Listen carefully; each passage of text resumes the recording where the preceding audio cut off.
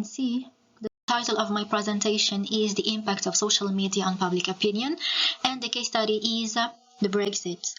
Well, this means that in my presentation I'm going to deal with the impact of social media on the British decision to leave the European Union. As you know, media is considered as the fourth estate. Of course, here I'm referring to the UK, that is, it is considered as the fourth estate in the United Kingdom.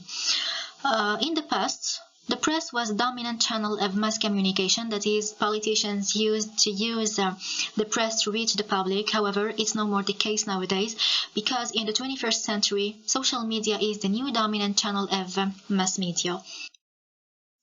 As for the statistics regarding social media, actually in 2016 we had 43% of British people using social media to get informed, with 61% of young people.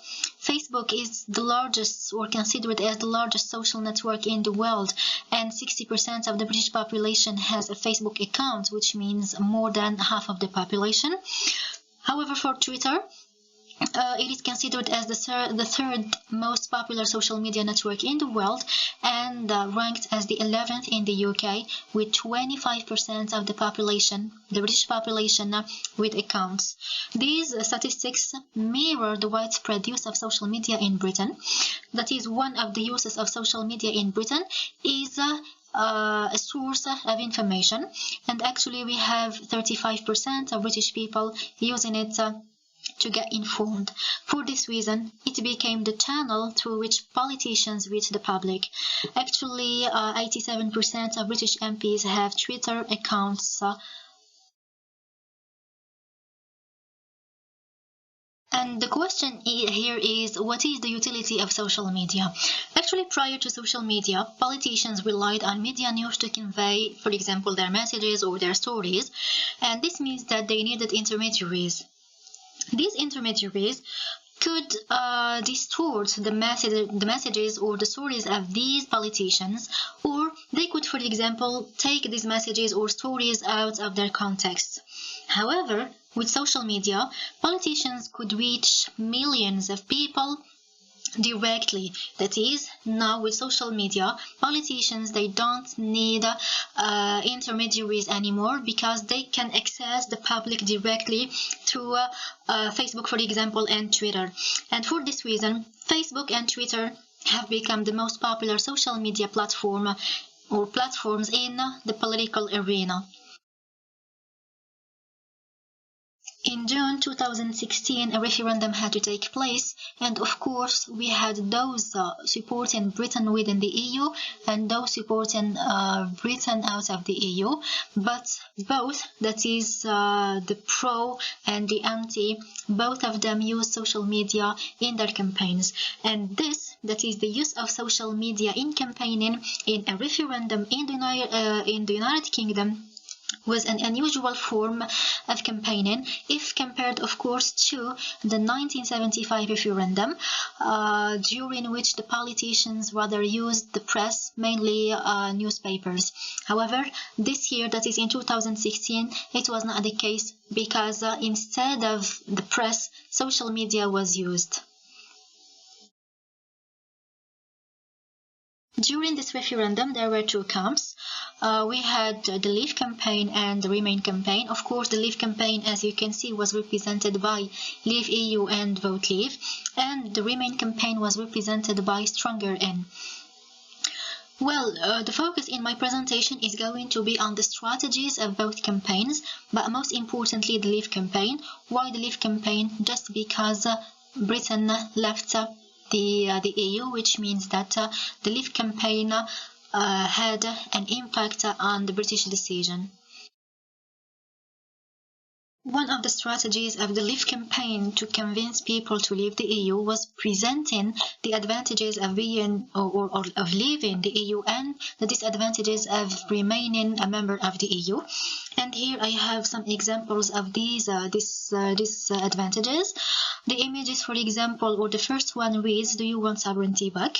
And this implies that these people, that is those who want to leave the EU, they consider that Britain is no more a sovereign country because it gave some of its sovereignty to Brussels. This was the first problem, that is the problem of sovereignty. We have also the second problem, which is the problem of immigration. These people consider immigration a problem because, just as an example, these immigrants, in the eyes of these people, were taking the jobs and the houses of the British people. The third example was an economic example, an economic problem.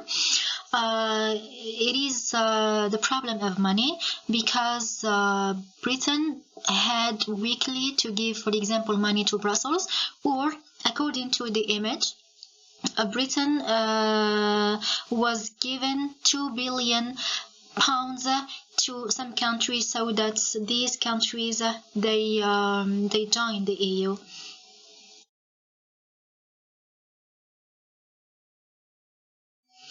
As for the benefits presented by the Leave campaign to the people to make them vote Leave, here we have a list, and the two lists they read, for example, give the NHS millions more every week, create new jobs with new trade deals, a new points-based immigration system, deport dangerous foreign criminals. They also try to convince people that if ever they vote Leave, their wages are going to increase, etc. That is, this was the focus of the Leave campaign, which was not the case for the Remain campaign, because the Remain campaign, instead of focusing or concentrating on the benefits of remaining within the EU, the Remain campaign focused or concentrated on the Leave campaign itself, that is, on the tweets and posts of the Leave campaign on Facebook and on Twitter. Actually, the Leave campaign made also use of colorful images, and you can see here the colors used by the Leave campaign, especially the red color, and you know that the red color is an attractive color, and I'm sure here you as an audience have been attracted by the colors used in my presentation. Well, I noticed that the Leave campaign used more often images than the Remain campaign. In addition to this, the Leave campaign bombarded the public with posts and tweets daily. I was talking about the frequency of posts and tweets for both sides, that is the Remain side and the Leave side, and this graph represents the frequency of tweets. Actually, the orange color here represents Vote Leave, and the purple one represents Leave EU. That is, here I'm talking about the Leave campaign. Then we have the yellow color representing Stronger In, that is the Remain campaign. And as you can see here, the tweets of Leave EU outnumbered the tweets of Stronger In the period between February and June. Then, starting from June, that is the 3 weeks just before the referendum, Vote Leave tweets outnumbered Stronger In tweets. That is, all in all, we can say that the tweets of the Leave campaign outnumbered the tweets of the Remain campaign. Another strategy of the Leave campaign was the use of attractive and short messages, and according to Andrew Chadwick, what cuts through online are simple and emotional messages, and the least that can be said about the Leave campaign is that it used a clearer, more direct and more emotional messages than the Remain campaign. In reality, the Remain campaign messages were identified as long and complex messages. And here you can see the messages of the Leave campaign. They are short and they encompass images. That is, they are images with short texts. For example, do you want sovereignty back? Take control or take back control, save our democracy, we want our country back, and Vote Leave, etc. These were a kind of slogans used by the Leave campaign. Of course, using colorful images and short texts was attractive because a short text could be remembered easier than a long text, it's obvious. On Facebook, for example, Vote Leave posts were an average of 19 words long compared to 71 for the Remain campaign, which means that the Remain campaign messages were 3 times longer than the Leave campaign.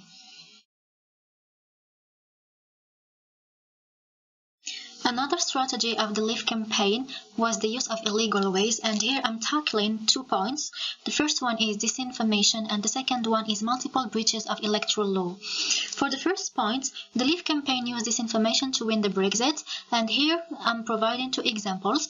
The first one is that Brexit would provide £350 million per week for the NHS, and the second one is that Turkey is going to join the EU and millions of people are going to flock to the UK.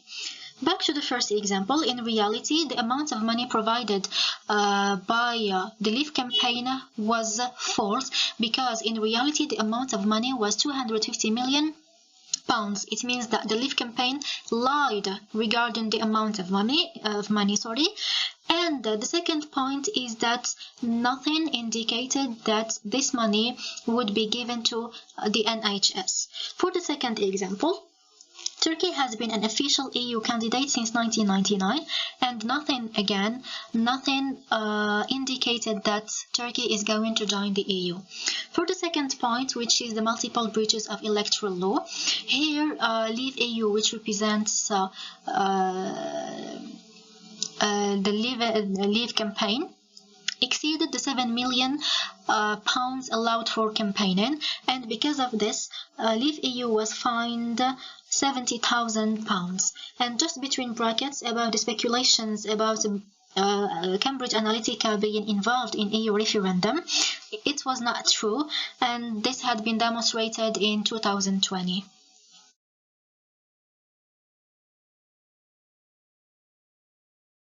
The table here represents Twitter follower growth, and as you can see, Vote Leave and Leave EU, which of course represented the Leave campaign, had more followers than Stronger In, and this suggests the success of the Leave campaign in rallying a great deal of support for its campaign. This brings us to the conclusion that the Leave campaign was more confident on social media than the Remain campaign, with its focus being on the audience, and like the Remain campaign, which focus was on the Leave campaign. The Leave campaign was more organized and better planned than the Remain campaign.